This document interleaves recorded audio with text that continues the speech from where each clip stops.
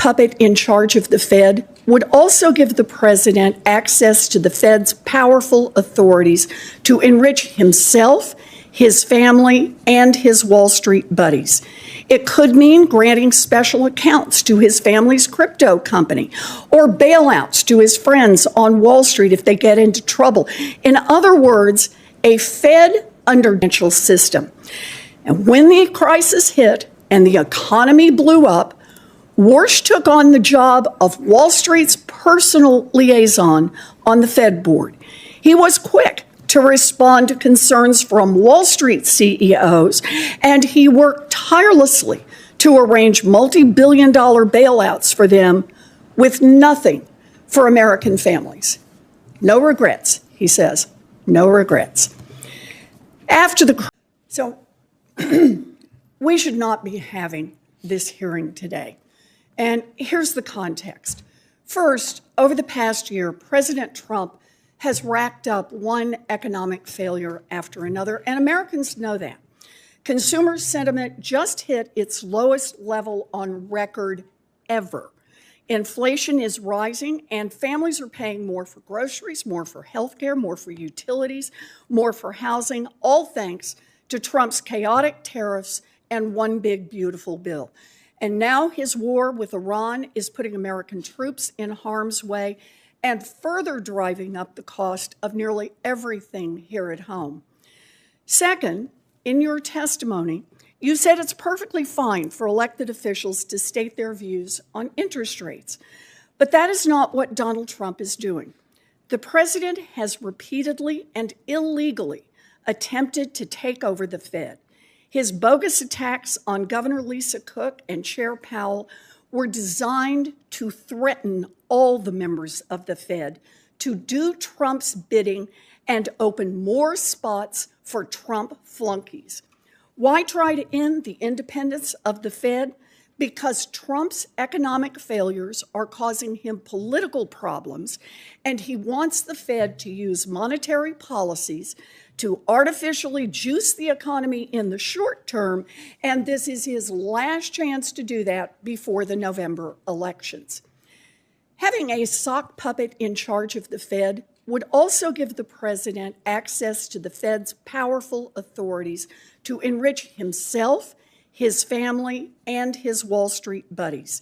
It could mean granting special accounts to his family's crypto company or bailouts to his friends on Wall Street if they get into trouble. In other words, a Fed under Donald Trump's control creates more opportunities for Trump's corruption. Third, the nominee before us today, Kevin Warsh, is uniquely ill-suited for the job as Fed chair. In our meeting last week, we discussed the 2008 financial crash, where 8 million people lost their jobs, 10 million people lost their homes, and millions more lost their life savings. Giant banks, however, got hundreds of billions of dollars in bailouts. Mr. Warsh. Right here is the moment where the argument sharpens into something much more serious than policy disagreement. What we're hearing isn't just criticism of past decisions. It's a direct challenge to judgment under pressure. The claim is clear. When ordinary Americans were losing homes and jobs, the response prioritized Wall Street stability over public relief. And the most striking part? No regrets. That's not just a statement. It's a signal about how future crises might be handled. If there's no acknowledgement of past mistakes, what confidence should the public have moving forward? This is where viewers should pause and ask, is this consistency, or is it a warning sign? Warsh was a Fed governor from 2006 to 2011. That's before, during, and after the crash. And he said to me that he has no regrets about anything he did. So let's take a deeper dive into Mr. Warsh's record. In the years leading up to the 2008 financial crisis, he was an enthusiastic cheerleader for credit default swaps and complex securitizations. He dismissed repeated and increasingly urgent concerns from housing advocates across the country regarding subprime mortgages. He refused to use the Fed's authorities to address the risks that were building in the financial system. And when the crisis hit and the economy blew up, Warsh took on the job of Wall Street's personal liaison on the Fed board. He was quick to respond to concerns from Wall Street CEOs, and he worked tirelessly to arrange multi-billion-dollar bailouts for them with nothing for American families. No regrets, he says, no regrets. After the crash, most people on the Fed saw millions of Americans unemployed, people who had lost their homes, and said now might be a good time to lower rates and make the cost of borrowing cheaper for businesses to avoid more layoffs, and make it cheaper for Americans who are worried about paying their mortgages or their credit cards. But not Mr. Warsh. Nope. He wanted to keep interest rates high. And he sang the same song for more than a decade, even as the economy struggled. When the job of Fed chair became available during Trump's first term as president, Warsh held on to his high interest rate inflation hawk views, and Trump passed him by. Regretful, he soon reversed course and called for the Fed to pause interest rate hikes. Then, once Trump left office, Mr. Warsh flipped again and was even criticizing the Fed for cutting rates in the fall of 2024.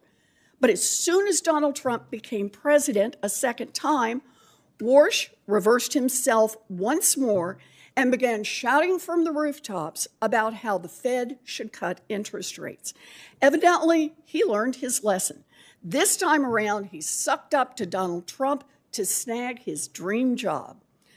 Mr. Chairman, last week, every single Democratic member of this committee asked that you postpone this hearing and instead conduct oversight on the president's role in directing bogus criminal probes into Chair Powell and Governor Cook. The Senate should not be aiding and abetting Donald Trump's illegal takeover of the Fed by installing his chosen sock puppet as chair. It's an invitation for corruption and for economic catastrophe. We have the power to stop it, and we should be using that power. Thank you, Mr. Chairman. What makes this entire exchange so powerful isn't just the intensity of the language. It's the pattern being laid out step by step. The speaker is building a narrative that connects three major threads: economic performance, institutional independence, and personal credibility. And by the end, those threads converge into one central claim: that this isn't just a policy disagreement.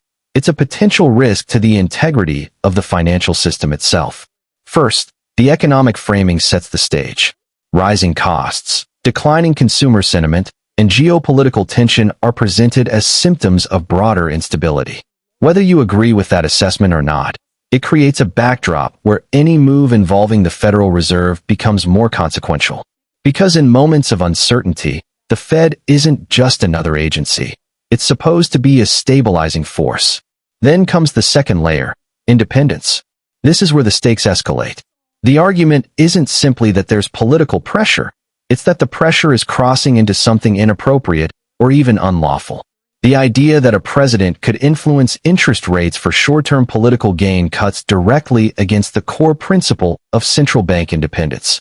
That principle exists for a reason: to prevent exactly this kind of conflict between political incentives and long-term economic stability. But the most compelling and potentially damaging part of this entire exchange is the focus on consistency and credibility. The nominee's record is portrayed not just as flawed, but as reactive and politically aligned, supporting high rates, then reversing, criticizing rate cuts, then demanding them. The implication is not just inconsistency, it's opportunism. And in a role as powerful as Fed chair, that perception alone can be deeply consequential. Because here's the real question this segment leaves hanging. If monetary policy decisions start to look politically timed or personally influenced, what happens to public trust? Markets don't just run on numbers, they run on confidence. And once that confidence starts to erode, the effects can ripple far beyond Washington. There's also a deeper institutional concern buried in all of this. The Federal Reserve holds enormous power over interest rates, financial stability, and emergency interventions. The suggestion that those tools could be used to benefit specific individuals or networks, even hypothetically, raises serious questions about oversight and accountability. It shifts the conversation from economics into ethics.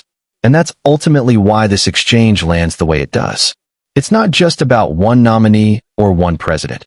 It's about the boundaries between politics and institutions. Where should that line be drawn?